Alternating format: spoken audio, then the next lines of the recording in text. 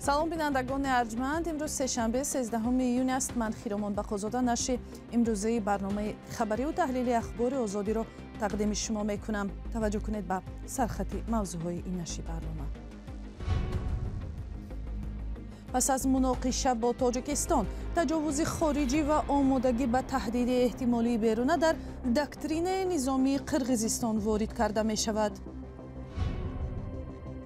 عائله کارگردان تئاتر اپرا و بالت طبیبان تاجیک را در مرگ شوکت خلیلوف گناهکار می کند. وزارت بهداشت تهران را به اساس نامید. نفسش نمیبراید، خودش ترسید از چشماش میخواد برآمدگی. در حسرت وطن، مردی آلمانی تبار ساکن تاجیکستان دوام 25 سال تلاش دارد اجازه بازگشت به وطن بابایی را دریافت کند. چند بار مراجعت کردم. نامه‌های من یک پاپکه است. به سفارت آلمان، صلیب سرخ، چند کانسلری آلمان. در قرقیزستان می‌خواهند به دکترین یا سمتگیری‌های نظامی این کشور اصطلاح تجاوز خارجی وارد کرده شود و همزمان پرزیدنت صادر جباروف تهدید کرد که کشورش به گفته‌اش برای پاسخ دادن به همه گونه تجاوزگر آماده می باشد. این حرفها روز 13 ایون در بیشکک در جلسه شورای امنیت قرقیزستان صدا داد. جزئیات جلسه در گزارش همکارم کیومر سیاتون. روز 13 ایون در جلسه شورای امنیت قرقیزستان پیشنهاد شد که به طرح دکترین نو حربی اصطلاح تجاوز خارجی وارد کرده شود. جنبه قلوبای وزیر کارهای خارجی قرقیزستان به آوردن نام تاجیکستان گفته است ضرورت وارد کردن اصطلاح تجاوز در متن این سند وجود دارد. دیپلمات بلندپایه گفته است شما یاد دارید که سالهای 2021 و 2022 چه حادثه های روی داد و افزوده است که از این رو عملهای قرقیزستان ضد تجاوز باید به متن دکترین وارد کرده شوند. در سرحد تاجیکستان و قرقیزستان ماه اپریل سال 2021 و ماه سپتامبر سال 2022 مناقشه سر زد. هر دو کشور همدیگر را در شروع نزاع گناهکار کردند. ده ها نفر کشته و زخمی شد. در جلسه شورای امنیت قرقیزستان، پرزیدنت آن کشور صادر جباروف به پیشنهاد وارد کردن اصطلاح تجاوز نظامی به دکترین نظامی قرقیزستان راضی شده است. از همه گونه نزاع پیشگیری کردن ممکن است و هم تنها با راه دیپلماتی باید حل کرد. ما در سیاست داخلی و خارجی از این اصول کار میگیریم، ولی عین زمان وقتی به ضد ما تجاوز خارجی صورت میگیرد و مردم ما جان میدهند و خانه و زیربنیادهای دیگر ما آتش زده و ویران میشوند، ما نشسته و تماشا کردن نمیتوانیم. ما آماده پاسخ دادن به همه هستیم.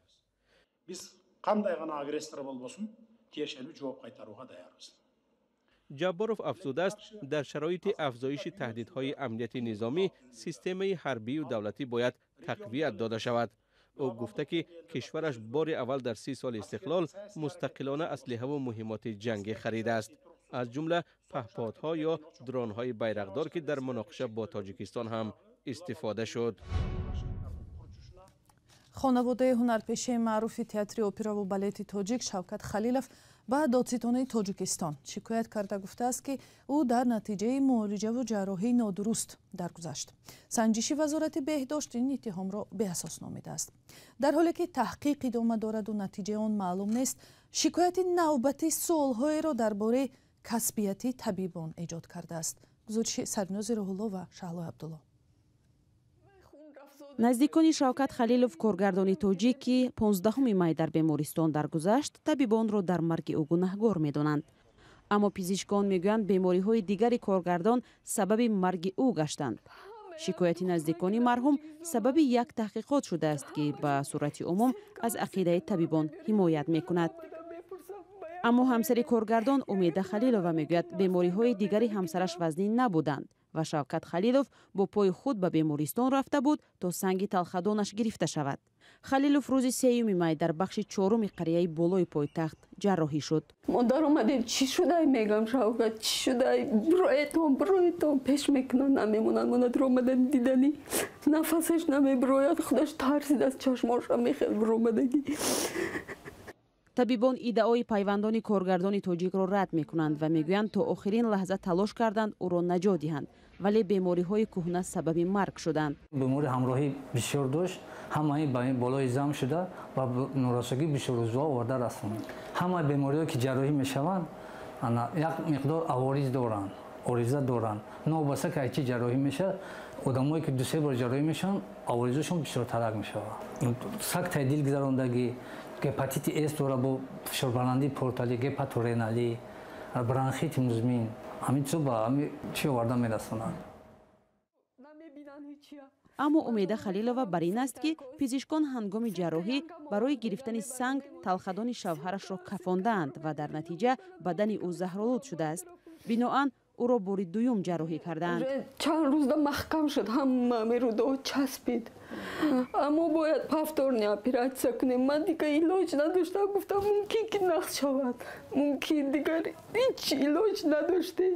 худашонам гуфта дигар ҳар коре мекуне куне, ман розӣ, ё ису кунема ё ису, уже дигар тоқат надорам. баъд мара файрод кардану гуфтан ки хай ин чизе ки агар шавад мо гунаҳгор нестем, ин пеши худода. ҳамсари коргардон мегӯяд шавҳараш баъд аз ҷарроҳии дуюм дигар ба худ наомад ва рӯзи 15 май дар бемористон даргузашт. дуруст ё нодуруст ҷарроҳӣ шудани Шавкат Халиловро мутахассисони вазорати тандурустӣ санҷида хулоса навиштанд. дар тақризе ки бо имзои профессор Саид Илҳом Аҳмадзода ки нусхаи он дастраси радиои Озодӣ ҳам шуд, омадааст ки ҷарроҳӣ бе мушкилоти техникӣ иҷро гаштааст. марги бемор аз норасоии бисёрузваи ба суръат авҷгиранда ба вуҷуд омада, интоксикатсияи эндогении бисёр омил сабабгори он мебошад.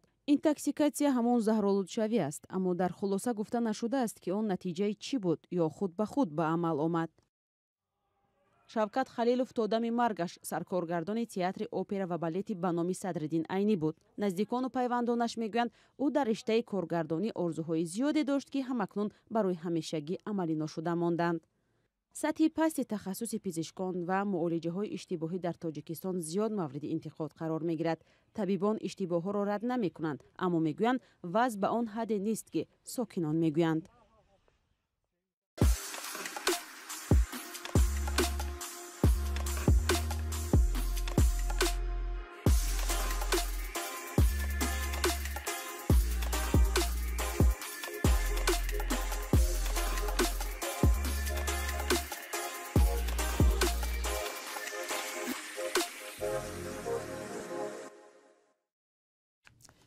кормандони нерӯгоҳи вайроншудаи Чернобил дар Украина мегӯянд, сарбозони рус ки инҷоро ишғол карда буданд, аломатҳои заҳролудшавӣ аз таъсири радиатсия ва ё ташашшӯ доштанд. онҳо мегӯянд баъзе аз сарбозоне ки бо вуҷуди ҳушдорҳо дар замини заҳролуд хандақу сангар меканданд, дар бадан обила доштанд ва қай мекарданд. ҳамкорам Тоҳири Сафар гузориш медиҳад. кормандони Чернобил аз заҳролуд шудани сарбозони ишғолгари Русия суҳбат мекунанд. онҳо рӯзи 24 феврали соли 2022 Чернобилро гирифтанд. бисёре аз коргарони украинӣ ва посбонон дар минтақаи мамнӯи нерӯгоҳ дармонданд. мо рӯзи 24 феврали соли 2022 аз садои таркиш бедор шудем. хостем бо мошин инҷоро тарк кунем, вале пулро тарконда буданд. барои ҳамин баргаштему мондем. дар инҷо 270 кас буд. нерӯҳои Русия огаҳӣ аз хатарнок будани маҳалро нодида гирифта, дар заминҳои бисёр заҳрогин хандақу сангар меканданд. бо ин ҳол зери таъсири радиатсияи баланд мемонданд. мо сарбозони русро дидем ки бо автобусҳо ба шаҳри Гомели Беларус бармегаштанд. қай мекарданд ва обилаҳои калоне дар баданашон буд. мо ба онҳо гуфтем, дар инҷо гаштан, нишастан ё дароз кашидан рӯи алаф ман аст. онҳо гӯш намедоданд. ҳар чӣ мехостанд мекарданд. гарду хоки бисёреро бардоштанд. радиатсия зиёд шуд. мо ба онҳо гуфтем, худро бишӯянд, либосу кафшҳояшонро пок кунанд. аҳамият намедоданд. Розповідали, що митися, чистіть, взуття і тому подібне. Не хочете, не треба. сарбозони Русия рӯзи 31 март аз Чернобил ақибнишинӣ карданд. дар 36 рӯзи ишғолашон инҷоро тороҷ ва таҷҳизоти нерӯгоҳро вайрон карданд. Здесь у нас расположен сервер. ما در اینجا سروری کامپیوترهایمان را نگه می‌داریم. اینجا معلومات درباره سطح تشیع در منطقه ممنوع را جمع می‌آوریم. بعد که نیروهای اوکراین اینجا را گرفتند، ما 11 اپریل به کار برگشتیم. ترسناک بود. همه چی را شکستند، سرور را کندند. آنها شاید فکر کردند که ما اینجا سلاح اتمی می‌سازیم. در شبکه‌های اجتماعی گپ‌های دروغ بود که ما سلاح اتمی و یا بیولوژی می‌سازیم. Пускали же такие фейки и в Фейсбуке, и в интернете.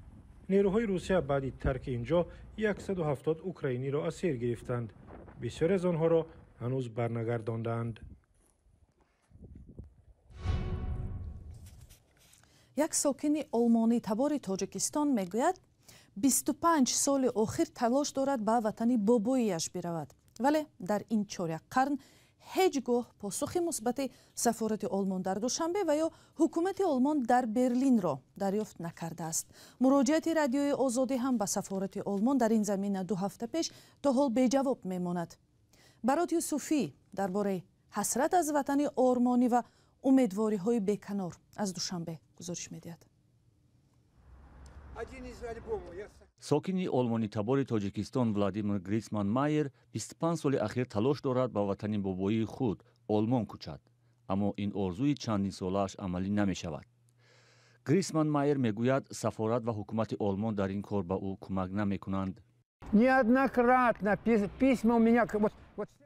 چند بار مراجعت کردم. نامه های من یک پاپکه است. به سفارت آلمان، صلیب سرخ، چند کانسلری آلمان. به کجای مراجعت کردم؟ چی چیزی ممکن بود مراجعت کردم؟ با ولادیمیر همیشه پاسخ دادند که منتظر باش. رادیوی آزادی بر پایه عرض این شخص به سفارت آلمان در تاجیکستان نامه فرستاد و منتظر پاسخ است. گریتسان مایر میگوید به این پاسخ خوشبین نیست. شاید سبب در آن است که گریتسان مایر یک سرنوشت پیچیده دارد و 89 سال پیش در اوکراین زاده شده است.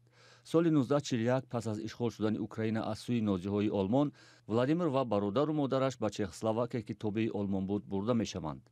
پس از پایان جنگ جهانی دوم در سال 1946 او و مادرش را از چخسلواکیه به شهر اقتپه قزاقستان مهاجر می‌کنند.